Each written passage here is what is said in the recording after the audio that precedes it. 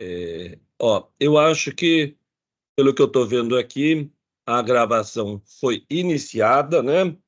Então, boa tarde para todos. Eu sou o professor Ricardo Plaza, docente de Física do campus de Caraguatatuba, do Instituto Federal de São Paulo, aqui no litoral da costa norte, litoral norte paulista. Eu estou aqui com meu colega, professor Alex, né?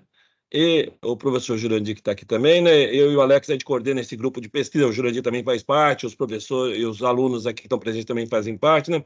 O grupo de pesquisa em física, que é um grupo que está lá cadastrado no diretório de grupos de pesquisa do CNPq, né? Nós realizamos reuniões periódicas desse grupo de pesquisa já há vários anos, acho que desde 2019, se não me engano. O professor Alex depois pode confirmar ou não, mas acho que desde 2019, durante a pandemia de forma remota, né, Alex? É isso, Alex? É isso sim, foi quando nasceu o grupo, foi 2019. Beleza. 2019 a gente fez várias reuniões presenciais, depois com a pandemia começamos a fazer reuniões remotas e continuamos, né, com esse modelo remoto. Geralmente as nossas reuniões do grupo de pesquisa em física do IFSP Caraguatatuba são feitas nas sextas-feiras de tarde, tá? Hoje é dia 5 de abril de 2024, então são 2h15 da tarde, sexta-feira, né? E nós estamos aqui nos reunindo, a gente procura fazer pelo menos uma reunião mensal, né? E para um seminário que vai ser ministrado hoje pelas alunas Lívia e Yasmin, alunas do curso de licenciatura em Física do IFSP Caraguatatuba, um curso que começou a funcionar em 2017, já formou várias turmas, né? E funciona no período noturno, aqui no campus de Caraguatatuba, do Instituto Federal de São Paulo, um curso de 4 anos presencial, né? E a Lívia e a Yasmin, elas são estudantes de diferentes anos, né, desse curso, né? Do segundo e do primeiro ano, e elas ficaram empolgadas com o tema que a gente propôs para elas, a gente propôs como desafio, e elas aceitaram realizar esse seminário de hoje, que o título está aí no slide inicial, né? É a educação científica intercultural sob a perspectiva da professora Geraldine Chadwick. A professora Geraldine Chadwick, que é uma docente, é uma professora e pesquisadora argentina, que ela vem pesquisando muito nessa área, né? Educação científica intercultural, etnoastronomia, né? Interculturalidade e temas relacionados ao ensino de física, de astronomia e de áreas afins. Ciências, ensino de ciências de forma geral. Então, eu vou passar aí a palavra para para a Lívia e para a Yasmin fazer a abertura e fazer o seminário, né? A gente calcula talvez que o seminário vai demorar 30, 40 ou 50 minutos, né? Para nós é uma grande honra, né? Tá apresentando, né? E tá refletindo sobre um artigo específico da professora Geraldine Chadwick, que elas vão falar, né? Mas que a gente acha que é uma área importante de pesquisa, não só para a Argentina, para o Brasil, para os países da América Latina em geral, né? Mas também de outras partes do mundo, África, Ásia, né? Os povos originários dessas regiões e a cultura e a ciência que eles desenvolveram ao longo de milênios, tá?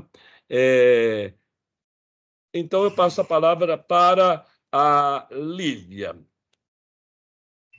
Bom, como o professor Plaza disse, eu me chamo Lívia, sou aluna do terceiro semestre de Física aqui na UFSP de Caraguatatuba, e eu já trabalho com o professor Plaza desde o início do ano passado. A gente trabalhou bastante com ações educacionais de divulgação científica com as mulheres na matemática. Foi através desse projeto que a gente conheceu a professora Geraldine, a gente trabalhou com outro artigo dela sobre mulheres na ciência no final do segundo semestre.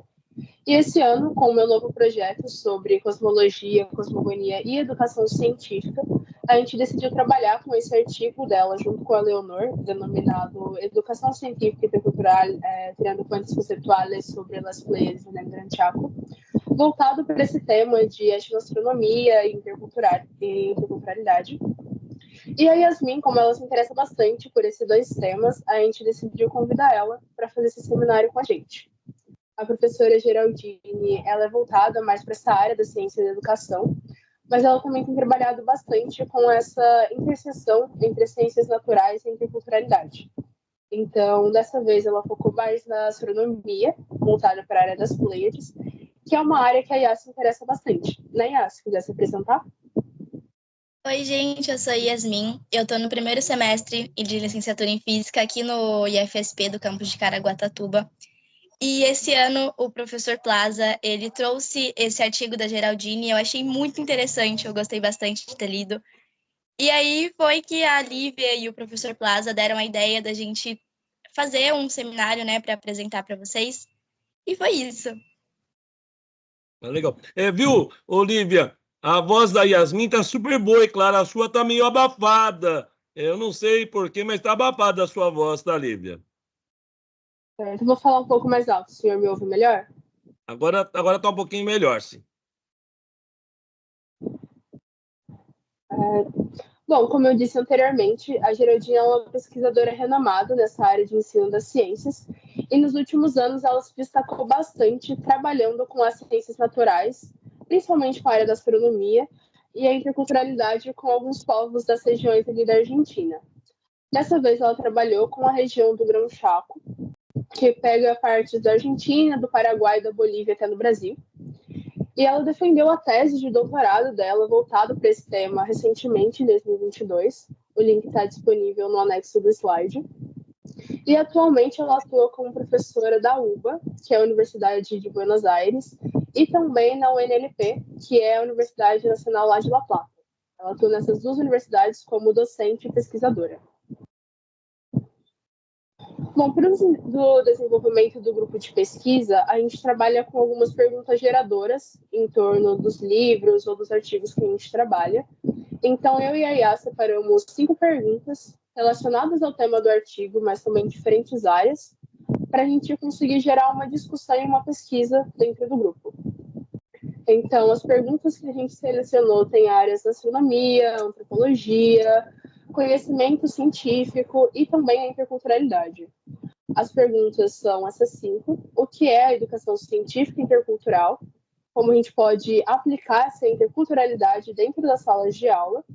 O que são as ideias prévias, que é um termo que a gente usa na área de ensino das ciências, e no nosso caso, ensino de física. O que são as Pleiades, que é um tema mais voltado para a área da astronomia. E o que é a etnia Qom, ou também o povo Toba, como preferirem chamar, voltado mais para essa área antropológica. Bom, o que é uma educação científica intercultural? A gente chama de ECI também, para uma forma de não repetir tanto o mesmo termo. Bom, ela é uma abordagem mais pluralista, que engloba tanto os conceitos ocidentais, que são os temas e conhecimentos que a gente mais pesquisa e estuda sobre, tanto na vida acadêmica nas escolas, quanto quando a gente vai para uma universidade, junto com os conhecimentos tradicionais e indígenas de diferentes regiões do mundo. Então, esse modelo dialógico, ele entende e ele reconhece que há diferentes perspectivas e visões de mundo em diferentes regiões do mundo. Então, ele traz esse enriquecimento para a ciência, essa maior inclusão para a ciência, através dos saberes e dos conhecimentos locais de diferentes povos e comunidades nativo-indígenas. Então, ele propõe esse encontro de culturas entre o conhecimento ocidental e os conhecimentos mais tradicionais, com a finalidade de gerar novas práticas educativas, novos modelos de ensino, novas metodologias que valorizem os sistemas de conhecimento que são gerados dentro das comunidades, a fim de valorizar esse conhecimento dentro da ciência e causar esse encontro não só de culturas, mas também entre o conhecimento científico e esse conhecimento gerado pelos diferentes povos indígenas.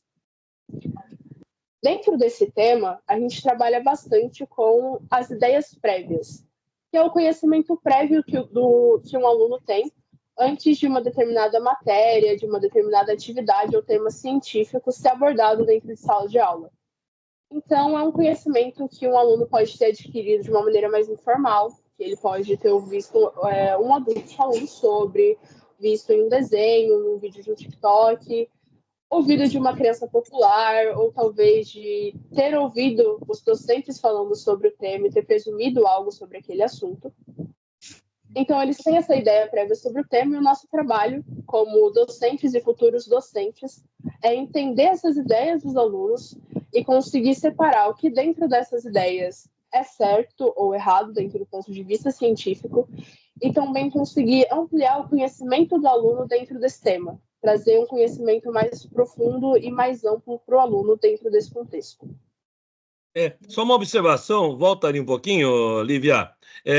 Essa questão das ideias prévias, né? Se você puder voltar para o slide anterior. Bom, nem sei se dá para voltar. Voltou. Eu lembro quando a primeira vez que eu vi, né? Tem várias, né, concepções prévias, também tem, que é diferente, mas concepções espontâneas. Geralmente se trabalha assim os conceitos que a gente traz, por exemplo, uma reflexão sobre isso seriam os conceitos pré-galileanos, aristotélicos, né? De não ter noção da inércia, de achar que o repouso é um estado absoluto e tal, né? Que aí precisa ser levado em consideração quando a gente vai ensinar física, porque a gente, antes de ser galileano, nós somos aristotélicos. Mas a mesma coisa vale para os conhecimentos de povos originários, né? Porque tem que ser levado em consideração também, né? Quando você vai trabalhar com conhecimento científico. Então, essa ideia do trabalho, de tentar relacionar as ideias prévias com os conhecimentos dos povos originários é importante, porque é uma forma que esses povos têm de compreender o mundo, né? Isso, quando você vai trabalhar minimamente de forma dialógica, você tem que levar isso em consideração, né? Então, por isso que eu achei esse slide que vocês fizeram aí importante, tá, Lívia? Mas pode continuar. E acho que ela chamou esse conhecimento de conhecimento vernáculo, né? Isso mesmo. Que está incorporado à cultura, né? Então, que quando aqui no Brasil a gente estuda isso bastante, né? Esses conhecimentos prévios. E a gente às vezes acaba esquecendo, né, de discutir essa questão cultural, que eu acho muito importante, que eu gostei bastante que o trabalho trouxe, lógico, é o foco do trabalho, né, interculturalidade, né. Então, assim, eu achei bastante interessante o objetivo, né, do trabalho, de fazer essa comparação, né, entre os conhecimentos que os alunos vão trazer, né, a respeito da constelação, né, das Pleiades, e comparar, né, com conhecimento científico e tudo mais.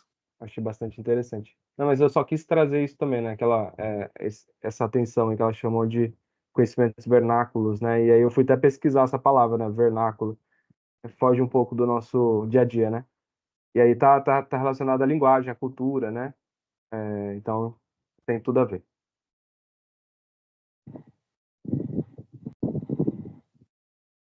Bom, como falado, a gente vai abordar um pouquinho sobre as Pleiades também. A gente trouxe duas visões, a visão astronômicas e a visão mitológica, que a Yas vai falar um pouquinho pra gente, né, Yas? Vou falar um pouquinho, então, sobre as Pleiades. Elas são conhecidas como as Sete Irmãs e são um aglomerado estelar a céu aberto. Elas são localizadas ali na constelação de Touro. E é um dos aglomerados mais próximos da Terra e um dos mais brilhantes e visíveis a olho nu. Mas tem uma coisinha, a gente só consegue ver 6 delas a olho nu. A sétima é muito difícil, então só vai conseguir ver mesmo com um telescópio ali. E é isso. E ela consiste em um grupo de estrelas jovens, né? Formadas a cerca de 100 milhões de anos daqui e a 440 anos-luz. E elas são unidas gravitacionalmente. As Pleiades, elas são frequentemente utilizadas como referências para calendário e observações astronômicas em várias culturas ao redor do mundo. Pode passar, amiga. Vou falar um pouquinho sobre as Pleiades na mitologia grega. E como eu já disse, elas eram as 7 irmãs, né? E elas receberam esses nomes que estão aqui no slide acima, que foram Maia, Electra, Taigeta, Alcione, Selaeno, Sterope e Merope. E após a morte dos seus irmãos, né, as Iades, as Pleiades, né, elas foram transformadas em estrelas por Zeus para protegê-las do assédio de Órion, que era o caçador. E elas simbolizavam diversos conceitos, como a fertilidade, a proteção divina e a passagem do tempo. E, além disso, elas estavam associadas a vários mitos e divindades, né? Incluindo a caça de Órion, o nascimento de Dionísio e as festividades no início do ano. Pode passar. Vou falar um pouquinho sobre a etnia Con também. Então, vamos lá. O povo Toba, que era um povo indígena, né, da região ali do Chaco, na Argentina, que também se estendia para o Paraguai, ali, o Uruguai e para a Bolívia. Uruguai não, desculpa. Para a Argentina, Paraguai e Bolívia. E eles possuem língua própria, eles fazem parte da família linguística ali de Guaiacuru, se eu não me engano. E eles tradicionalmente substituíam a caça, a pesca, a coleta e a agricultura de subsistência. E eles mantêm práticas culturais e cerimônias tradicionais, apesar dos desafios sociais, né, e econômicos e políticos que eles enfrentavam e enfrentam ao longo da história, que inclui a perda de terra ancestral e a discriminação. E o povo Toba, eles lutaram e ainda lutam pelos seus direitos territoriais, culturais e humanos, buscando preservar a identidade deles e garantir o bem-estar do povo indígena.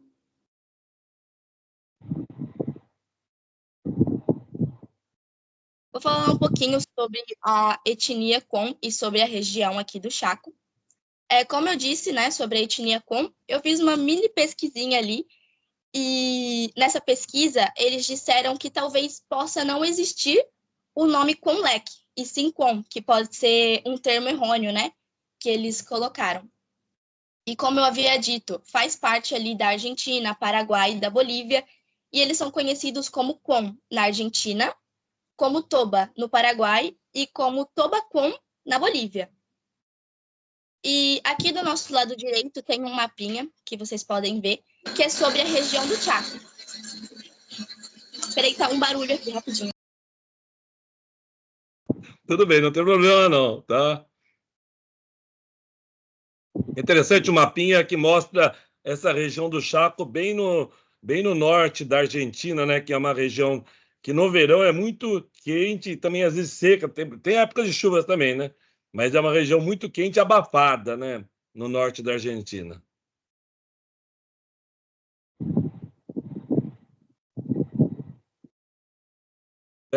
Pega também um pouco do Paraguai e da Bolívia. Você está com o áudio desligado, você está tentando ligar, Yasmin? Yasmin está... Beleza. Então... Estava muito barulho. Tá, beleza, não tem problema não, né? E você colocou aí uma foto também, uma imagem, né? De alguns cidadãos da etnia Con, né, Yasmin? Isso mesmo. Vou falar um pouquinho para vocês sobre a região do Chaco. Ela é uma vasta planície localizada na América do Sul, né? Que abrange várias partes da Argentina, do Paraguai e da Bolívia. A gente descobriu também que pega um pedacinho ali da parte do Brasil, mas é pouca coisa. E ela é caracterizada pela sua vegetação predominante, seca e semiárida, né? Com uma combinação de savanas, matagais espinhosos e floresta seca. O clima de lá é tipicamente quente e seco, na maior parte do ano. E com chuvas concentradas, principalmente durante ali o verão. O Chaco, ele é habitado por uma variedade de povos indígenas, incluindo os Con, né, na Argentina, o Toba no Paraguai, Guarani e entre outros povos também. E a região ela possui uma rica biodiversidade, com uma variedade de espécies adaptada para o clima, né, deles, que é bem seco, como cacto, arbusto espinhoso, mamífero e ave adaptada para o clima. Então, economicamente, o Chaco ele é principalmente dedicado ali, né, na agricultura, na pecuária e na extração de recurso natural, como madeira e gás natural. No entanto, o Chaco ele enfrenta desafios relacionados à pobreza, ao desmatamento, a conflitos sociais, especialmente em relação aos direitos das comunidades indígenas e na preservação ambiental. Bem. Pode passar, Lívia. Bom, tendo feito essa pequena resumo em relação às perguntas geradoras, a gente vai entrar no tópico principal da reunião, que é o artigo da Geraldine Chadwick e do Leonard Bowman, que é denominado Educação Científica Intercultural, teniendo fuentes conceituales sobre as plantas en el Gran Chaco, que abordou uma pesquisa realizada pelas duas professoras na intenção de identificar essas pontes conceituais entre o conhecimento científico e o vernáculo, que o professor Alex mencionou mais cedo, que é um termo que a gente usa para definir o idioma puro de uma nação, de um povo, de uma região específica, sobre um determinado tema científico, que dessa vez foi escolhido com as Pleiades. E também contribuir para a educação e para o ensino das ciências, com novas práticas educativas, novas metodologias de ensino voltadas um pouco mais para as comunidades indígenas, principalmente nesse contexto latino-americano, que é onde a Geraldine trabalha mais. Então, a pesquisa ela focou bastante em estabelecer essas conexões entre as diferentes interpretações do mundo e das estrelas sobre um evento científico, que foram as Pleiades. Mas eles também focam bastante na importância entre os pontos de convergência dessas interpretações. Então, interpretar onde essas informações são semelhantes ou iguais e onde e como elas começam a divergir entre si, culturalmente falando. Lá na Argentina, o conteúdo educacional é definido pela relevância de um território. Então, se um território X tem uma relevância territorial na estrutura federal da Argentina, então é aquele tema X que vai ter uma maior relevância dentro da sala de aula. Há 12 anos atrás, lá em 2012, o Ministério da Educação, Cultura, Ciência e Tecnologia da província do Chaco propôs um novo currículo para ser trabalhado com os níveis primário e secundário de educação, com a finalidade de valorizar mais essa diversidade sociocultural da região, além das aprendizagens dos diferentes povos daquela região. Dentro da modalidade de ensino da Argentina, então, surgiu uma modalidade que é chamada EIB, ou Educação Intercultural Bilíngue, que foca não só nas culturas indígenas, mas também todas as diferentes raízes étnicas, linguísticas e culturais daquela região. E dentro da província do Chaco, com essa modalidade, todas as línguas, todos os vernáculos e idiomas, eles são vistos como portadores de cultura. Então, em tese, todas as salas de aula têm essa cultura mais multicultural e multilingüe. Porém, como todo sistema, toda modalidade de educação, eles enfrentam um problema, que no caso deles é uma falta de especialização dos professores interculturais bilíngues. Curricularmente falando, eles têm as mesmas competências que um professor tradicional em sala de aula, só que eles não são especializados na própria cultura para aplicar essa interculturalidade em sala de aula. Eles recebem uma instrução só com os conhecimentos, com a cultura ocidental, e quando eles entram em sala de aula, eles sofrem uma hispanização muito forte. Ao invés de conseguir carregar a sua própria cultura, fazer esse choque de culturas entre a cultura ocidental e a própria cultura tradicional indígena, eles viram só tradutores do próprio idioma em sala de aula e não conseguem aplicar devidamente esse conhecimento. Isso fez com que... Viu, Lívia? Deixa eu só fazer uma observação, cortar um pouquinho, mas isso de levar em consideração a diversidade cultural, eu não estou lembrado, mas agora que você falou, eu acho que a BNCC, a Base Nacional Curricular Comum, ou Comum Curricular, eu sempre esqueço qual a ordem, e os PCNs, os Parâmetros Curriculares Nacionais, que já tem mais de 20 anos, né, elas apontam no Brasil também para a necessidade, né, de levar em consideração a diversidade cultural, né, tá? Nas várias áreas do conhecimento. Eu não estou me lembrado agora, mas eu acho que, de certa forma, isso é um movimento que teve na Argentina para fazer isso, mas também no Brasil e em vários países, de alguma forma, no ensino em geral e no ensino de ciências, em particular, levar isso em consideração, né? A diversidade cultural, a diversidade, né, étnica, sobretudo dos povos originários, né? Tá? O Brasil tem uma história diferente, tal, da Argentina, mas tem coisas também em comum, né? Então, eu acho que talvez seja um movimento na área de ensino, na área de educação, que transcende, assim, Brasil, Argentina, né? Porque talvez um movimento, uma tendência importante, né? Que aconteceu nas últimas décadas na área de ensino, na área da educação, tá? Sim. E tanto na Argentina quanto aqui no Brasil, a gente consegue ver a dificuldade de aplicar esse conhecimento cultural dentro da sala de aula. A gente fica muito preso no próprio currículo e não consegue trazer outros elementos para dentro da sala de aula. E essa EIB, essa Educação Intercultural Bilíngue, não conseguiu ter muito impacto dentro das comunidades indígenas lá da Argentina, por conta dessa falta de especialização dos professores, mas também pela escassez absurda de materiais próprios que abordam esse conteúdo. Então, eles não têm muitos materiais didáticos para serem usados em sala de aula que tem esse conteúdo multilingüe e multicultural. Então, a gente tem o problema de falta de materiais e da falta de especialização dos professores dentro dessa modalidade lá na Argentina. Yasmin, pode dar continuidade, por favor. O áudio está mutado. Isso que eu vi agora. Obrigada. Então, o objetivo principal da ECI é educar cientificamente, né, a população ali, uma população diversa, cultural e linguisticamente, reconhecendo as visões de mundo das comunidades indígenas. E o ensino científico intercultural, ele propõe um modelo dialógico ali, né, para validar os sistemas de conhecimento das comunidades e transformar identidades e práticas.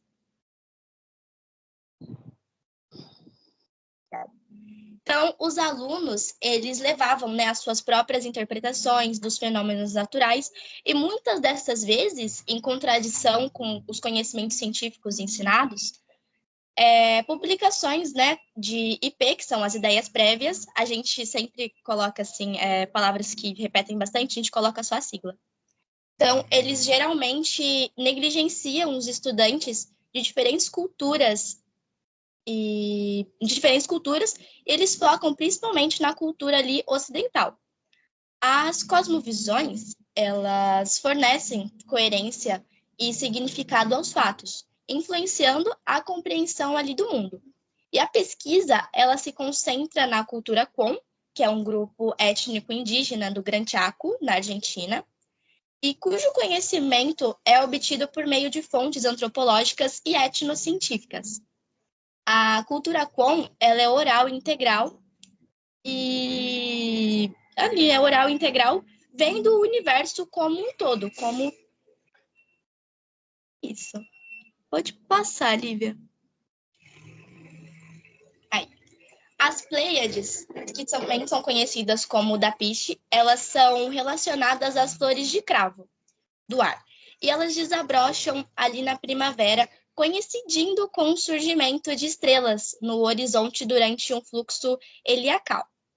E nessa área celeste, onde esse ser sagrado reside com as suas filhas, observa ali o destino da humanidade, e ele é visto como um guardião das suas filhas e líder entre as estrelas, marcando o início da fertilidade e trazendo ali as primeiras geadas. Os Qom observam as Pleiades no céu como guias para a comunidade, vinculando o seu aparecimento com as estações do ano e vivenciando uma profunda conexão com as narrativas e as ordens cósmicas do Qom. Pode passar. A pesquisa, então, ela foi conduzida usando uma abordagem de pesquisação. A intervenção ela foi planejada para investigar as representações dos alunos sobre as Pleiades de Qom em uma escola rural, e foram explorados contextos escolares rurais e opiniões de diversos atores sobre a Pleiade, com foco na diversidade cultural. E todas as atividades elas foram registradas e avaliadas de acordo com os objetivos estabelecidos. E o objetivo delas era garantir que as atividades elas fossem abertas e suficiente para permitir que as representações dos alunos emergissem, às vezes, incentivando ali a expressão de conhecimento ancestral.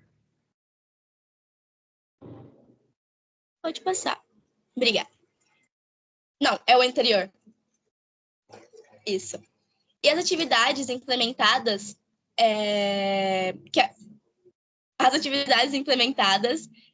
foram implementadas de forma que a comunicação não se baseasse apenas ali na linguagem oral.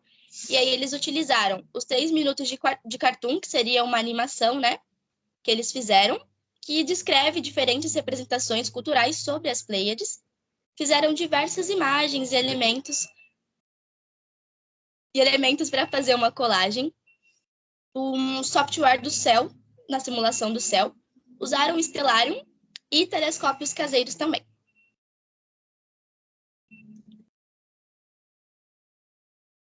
O microfone do senhor está mutado. Beleza. Aí tem umas fotos, volta lá um pouquinho, Lívia. Tem umas fotos, acho que essas fotos são do artigo da professora Giraldini, Yasmin? Isso, a gente retirou do artigo dela. Acho que são fotos de alunos reunidos numa sala de aula, e depois os alunos em campo aberto, né? Acho que com telescópio, é isso, né? Isso, o de baixo é eles fazendo o telescópio caseiro e o de cima são das colagens. Ah, legal, bacana. Muito obrigado, Yasmin. Imagina. Tá. Eu não sei se vocês vão falar. Pode falar. É que essas atividades, eu achei interessante que ela fez uma sequência, né? Em 6, né? Na verdade, foram 6 atividades. A apresentação dos participantes, depois a projeção de um fragmento da série Cosmos, eu não sei se é esse mesmo do cartoon que você trouxe aí. Depois a realização de uma colagem, né?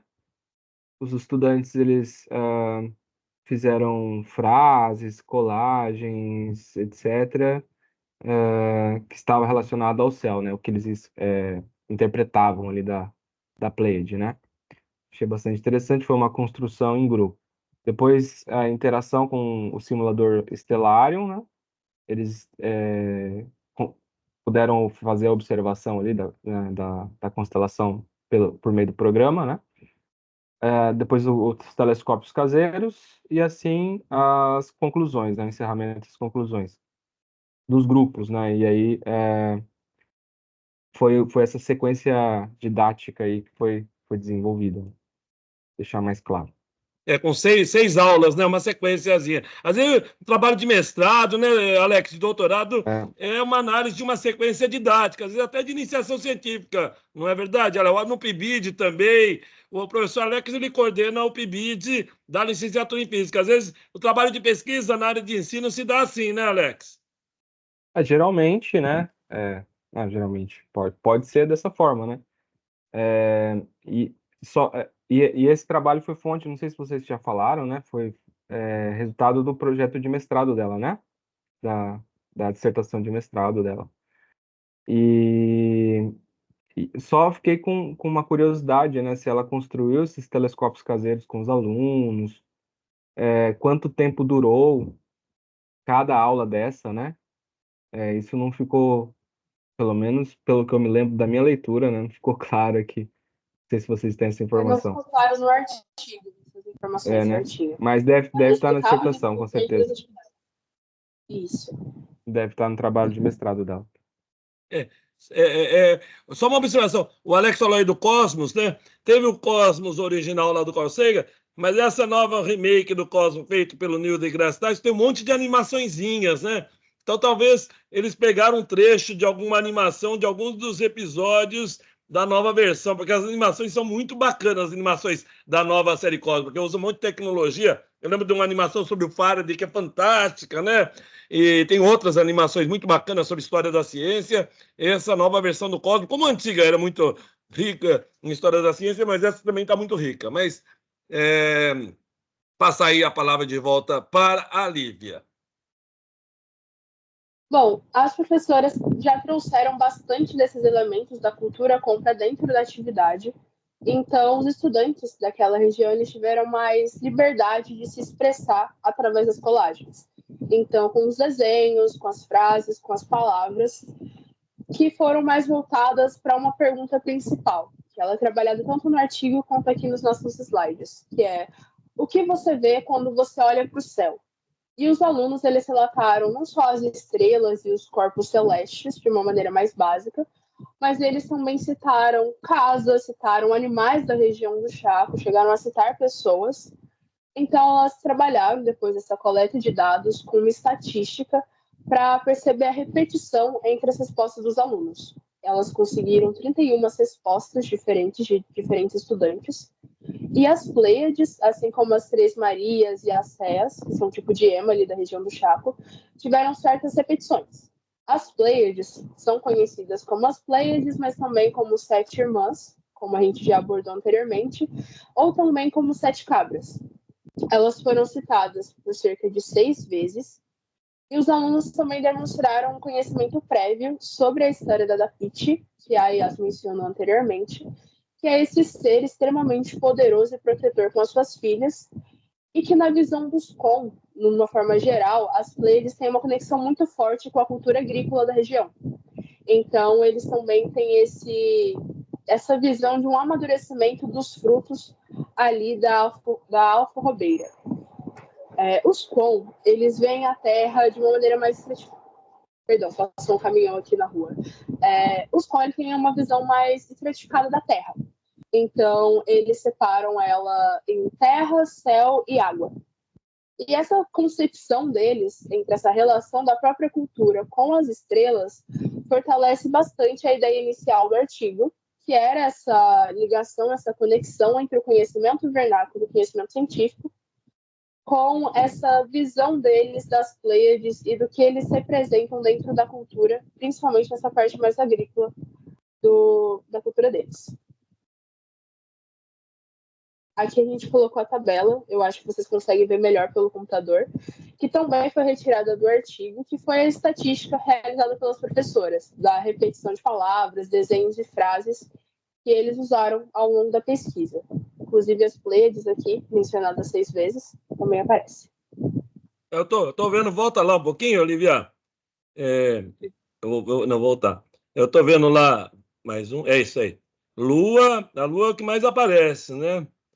O que é que você vê quando você olha para o céu, né? Estrelas, o sol, mas também vê humanos, vê as Três Marias, acho que são nuvens, né? Animais, tá? E estrelas fugazes, não sei se estrelas fugazes são estrelas cadentes, eu acho. Eu também não sei aí, porque está em espanhol, né? Mas eclipse, desenho, depois tem desenhos ou palavras, né? Tatu, animais, também eclipse. É bom lembrar que acho que semana que vem vai acontecer lá na América do Norte um eclipse grande, né? Acho que segunda-feira, hoje é 5, 6, acho que segunda-feira é um eclipse grande nos Estados Unidos, né? Do Sol.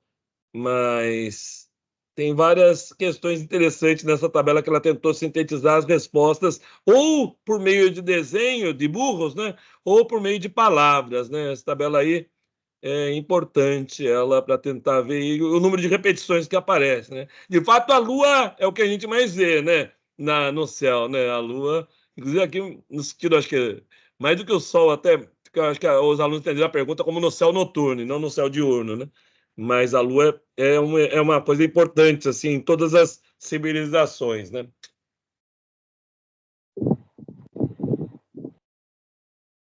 Bom, em uma conclusão mais geral, a atividade conseguiu atingir seu objetivo principal, que era entender essas representações das Pleiades em diferentes culturas, focando principalmente na cultura da região do Grão Chaco, mas também tiveram ajustes dessas diferentes visões que eles conseguiram obter ao longo do desenvolvimento da pesquisa.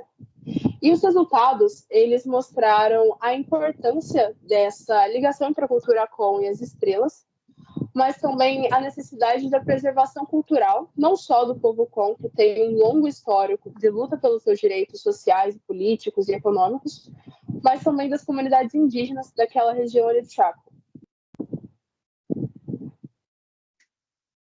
Yasmin? Além de tudo isso, né, foi identificado conexões entre a visão de mundo Kon e a ciência ocidental, e o que pode ser um benefício para a criação de materiais educacionais mais abrangente. E ao adotar uma abordagem crítica, é possível questionar a discriminação histórica e promover uma educação intercultural mais inclusiva também. Então, o artigo, ele conseguiu mostrar para a gente como é possível trazer com atividades mais dinâmicas, como as colagens aplicadas para os alunos, esse encontro de conexões entre a cultura ocidental, que é popularmente aplicada em sala de aula, mas também com esse conhecimento vernáculo que os alunos já possuíam em suas diferentes culturas e comunidades de origem. E para a gente, como docente, eu acredito que é bom a gente analisar esse tipo de pesquisa para a gente desenvolver novos materiais que a gente pode aplicar até mesmo aqui no Brasil, como o professor Plaza falou, a gente tem na nossa BNCC essa valorização sociocultural a ser preservada em sala de aula, para a gente conseguir desenvolver novas maneiras de aplicar o conhecimento dos nossos próprios povos indígenas, povos das nossas regiões, principalmente aqui do litoral, para dentro das salas de aula e relacionar isso ao ensino de física. A professora Geraldine trabalhou isso mais com astronomia, mas a gente pode tentar trazer uma aplicabilidade maior com temas relacionados à física dentro da nossa sala de aula.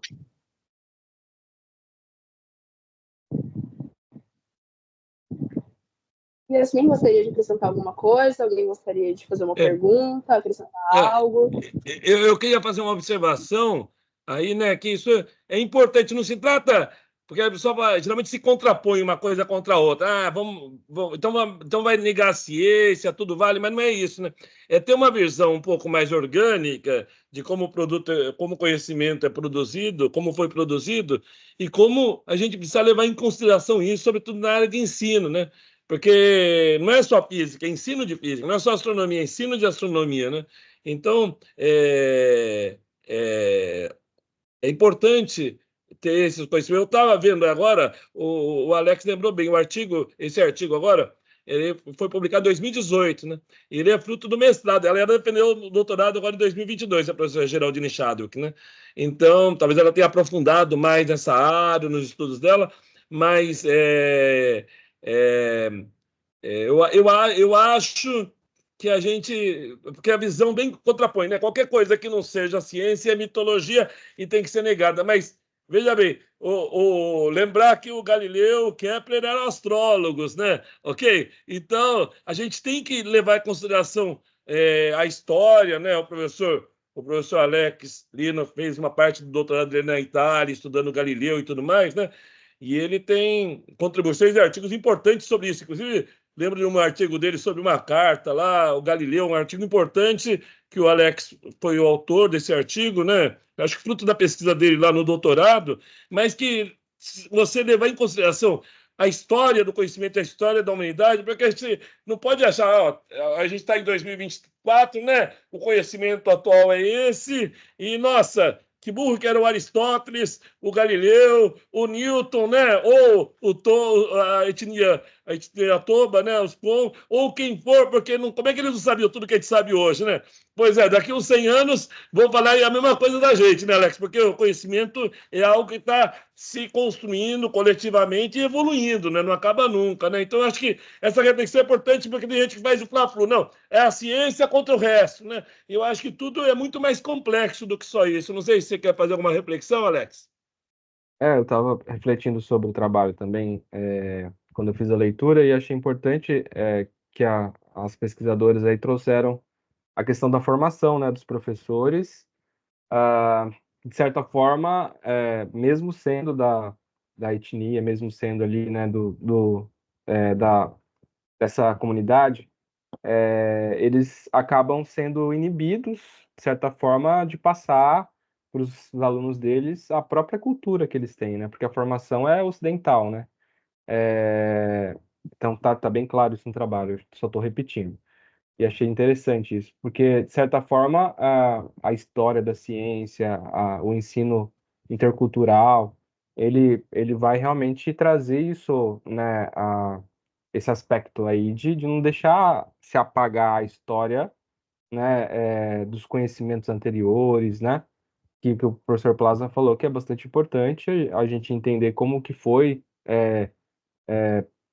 desenvolvido, né, esses conhecimentos ao longo da nossa história e não deixar acabar, né? Que aqui no Brasil mesmo a gente pouco se ensina e pouco aprende sobre isso nas escolas, né? Eu não me lembro no ensino médio, no ensino fundamental, de ter estudado sobre os povos aqui do Brasil, né? Sobre os nossos indígenas, sobre essa cultura. Não sei vocês, né?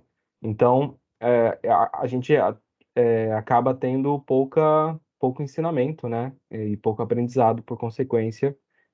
Agora, que bom tá na Base Nacional Comum Curricular. No entanto, ainda falta, apesar que os currículos, né, Plaza, os nossos PPCs aí dos cursos de licenciatura hoje, eles acabam trazendo esses aspectos, né? Precisa, né, ter obrigatoriamente dentro do currículo da licenciatura, né, e disciplinas que abordam esse tema também.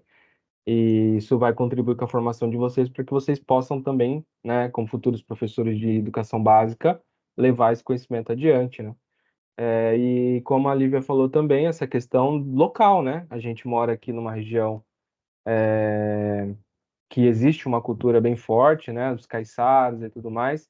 Existiu muitas pessoas que passaram por aqui, uma cultura, né, e a gente acaba, não sei se, deixando isso se apagar, né, se a gente não levar isso para as escolas, se não der valor a isso, né, essa importância. E aí achei também importante o trabalho das pesquisadoras também para como fonte de ideias, né? Além da pesquisa que elas fizeram a campo, né, com essa comunidade, mas não somente isso, porque traz aí ideias para a gente, né? Eu mesmo fiz uma pesquisa uma vez que tinha a intenção de analisar as concepções sobre maré, né? Mas de certa forma a gente poderia pensar, né, dentro de determinadas comunidades, né, principalmente dos pescadores, né, o que que eles entendem como maré, né? E porque assim eles precisam, né, dessa ideia, e geralmente ela não é igual à científica, né, que a gente considera correta. No entanto, existe uma ideia que eles têm que eles utilizam e dá certo, né, para navegar, para ir pescar, né? Então tal maré, eu posso sair, a outra não posso, né? E será que qual é a interpretação que eles dão para isso? Então, assim, muitas outras concepções que podem ser, né, analisadas aí, né, para os alunos que quiserem fazer uma pesquisa futura, né? Essa questão da interculturalidade, questão das concepções prévias, né, dos nossos povos, né, aqui do Brasil, principalmente da nossa região. Interessante isso. Eu queria complementar também o que o professor Plas e o professor Alex falaram, que também essa valorização não é importante só para esse reconhecimento da história da educação, da história da ciência, mas também na motivação do próprio aluno. Eu, como estudante do ensino médio, agora como futuro docente, tenho visto uma briga bem grande, em certos pontos, sobre como a gente pode motivar o aluno do ensino médio que aquele conteúdo não é o que faz dele mais inteligente ou mais burro, entre aspas, mas valorizar o desenvolvimento do aluno e valorizar essa visão do próprio estudante dentro da cultura dele, sobre o que ele entende como aquela ciência ou como aquela parte da ciência, como no caso do povo com as Pleiades, também pode motivar o aluno a sair daquela bolha da comunidade dele e pesquisar mais a fundo sobre um determinado tema, seja na área da física, seja na área da astronomia, de qualquer outra área, mas também de criar novos pesquisadores, não matar aquela paixão ou aquele conhecimento do aluno sobre aquele determinado tema. Principalmente na nossa região aqui do litoral, que é uma região onde a gente não tem uma informação tão grande sobre a nossa própria cultura, pelo menos não dentro das salas de aula que eu passei aqui nos últimos anos, e motivar os alunos a seguirem para essa área da ciência através do próprio conhecimento que eles cresceram ouvindo, cresceram vendo, olhando para o céu. Essa valorização do conhecimento que os alunos já têm, junto à aplicabilidade disso dentro da ciência. Ainda eu gostaria de fazer um comentário sobre concepções prévias, né? Como ela chamou aí mesmo, de Ideias prévias. ideias prévias, né? Porque, assim, é praticamente unânime, né, entre os pesquisadores da área da educação, da psicologia da educação, de que se deve levar em consideração o que os alunos já sabem, né? E, a partir disso, se ensinar, né? No prefácio lá da obra do David Alsbaugh, sobre aprendizagem significativa, ele já fala, né? O fator que mais influencia a aprendizagem é o conhecimento prévio do aluno, né? Qual é o papel do professor? Determinar e ensinar de acordo. Assim como Paulo Freire, né? Trabalha a partir, né, do conhecimento da alfabetização, no caso, né, dele, que ele desenvolveu ali, né, um método de ensinar a partir da vivência, né, do conhecimento do aluno, né, do estudante. Então, eu, assim, admiro muito trabalhos que levam esse fator em consideração, né? Já pesquisei bastante sobre isso. Então, conhecimento prévio, ideias prévias, concepções alternativas, né?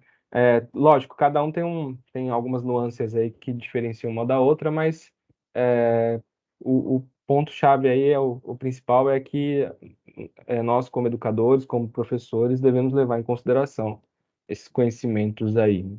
E principalmente quando se fala de conceitos, né, como, por exemplo, na área da astronomia, né, dentro de uma determinada cultura que existe já esse conhecimento, né, deve-se muito levar em consideração, né, como foi feito nesse trabalho aí, por exemplo.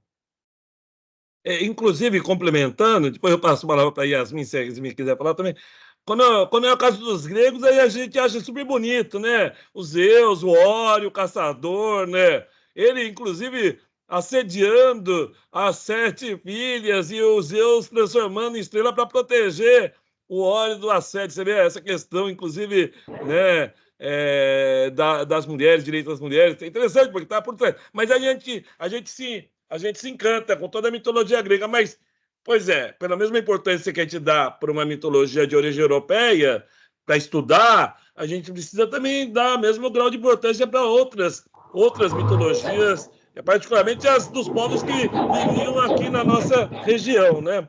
E o que o Alex falou aí também de ideias prévias, eu me lembrei da expressão, Alex, tábula rasa, né? O aluno não é uma tábula rasa, né?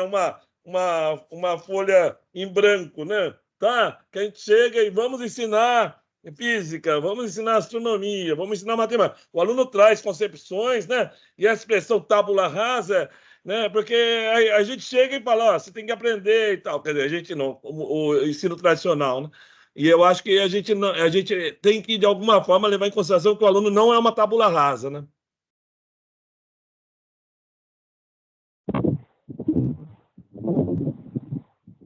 Quer completar, Yasmin? Não. Tá. Então, acho que tem alguns slides ainda. Tem 2 slides, né, Olivia? Isso. Tem algumas referências que a gente usou, além da referência do próprio artigo, mas outros que a gente usou para pesquisar um pouco mais sobre as Pleiades, sobre a etnia Quon, e também com os nossos e-mails, caso alguém queira a apresentação dos slides, caso alguém tenha alguma dúvida.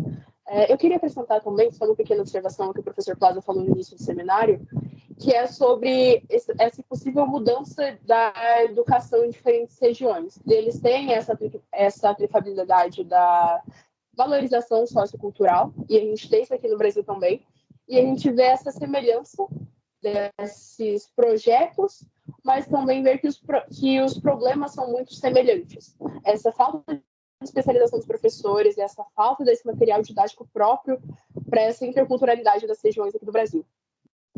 É isso. Tá.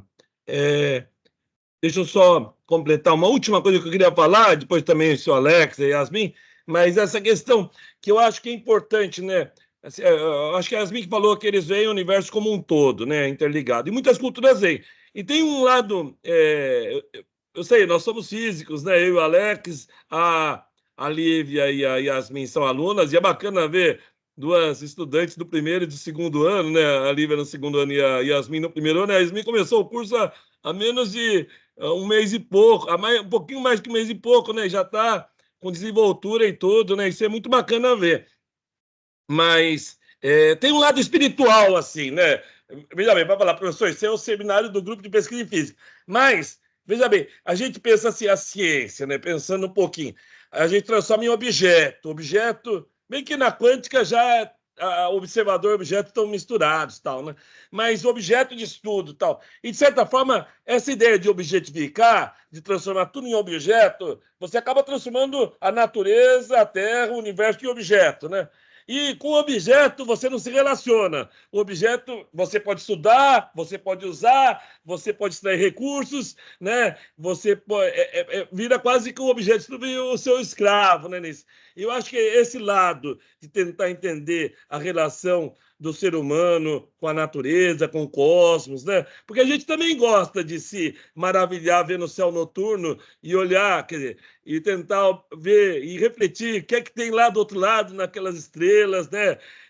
A ficção científica, um dos motes da ficção científica sempre foi a procura ou a reflexão sobre possível vida extraterrestre ou vida extraterrestre inteligente, né? Então, é parte disso da reflexão. E é ficção, mas a gente acha como é ficção científica que aí está validado. Agora, se são mitos de povos originários, a gente tem que negar e não pode nem se relacionar. A gente tem que se relacionar porque, como disse o professor Alex, a gente tem que levar em consideração as ideias prévias, né? Então, eu acho que essa ideia de encarar o universo como um todo e nós como parte do universo é uma ideia um pouco de caráter um pouco mais espiritual, né? Mas que ela é importante, porque nós somos parte do universo. E a gente tem que ter esse cuidado, né? Eu sei que isso também está relacionado com outras questões, como a questão ambiental, a questão das mudanças climáticas e tudo mais, mas que a gente precisa também levar em consideração. É claro que uma hora você tem que transformar em objeto de estudo para estudar aquilo, mas eu acho que, sobretudo quando a gente vai pensar como ser humano, não como físico, mas como ser humano e como uma atividade educacional, cultural, né, de aprendizagem, de divulgação científica, a gente precisa sempre levar isso em consideração, tá? A Lívia, eu acho que caiu.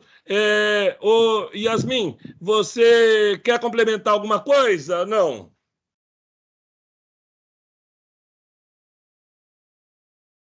Não? Tá. Alex, se você quiser complementar, quiser falar alguma coisa. Não, Plaza. Acho que era isso mesmo. Parabéns pela apresentação da Yasmin e da Lívia, né? Pela desenvoltura, como o Plaza falou, né? São estudantes aí do início e já estão, né, conseguindo se expressar tão bem, né? Escrever bem, enfim, parabéns. É verdade. Obrigada, professor. Tem razão. Obrigada. Beleza, Lívia. Você caiu, Lívia, você quer falar alguma coisa para encerrar ou porque eu vou daqui a pouquinho desligar a gravação? Tá de boa, né? Bom, então, pessoal, eu vou encerrar a gravação. Obrigada, professor. Eu acho que está travando o seu celular, mas eu agora... Então, como eu falei, hoje é dia 5 de abril de 2024, sexta-feira, sexta-feira à tarde, né?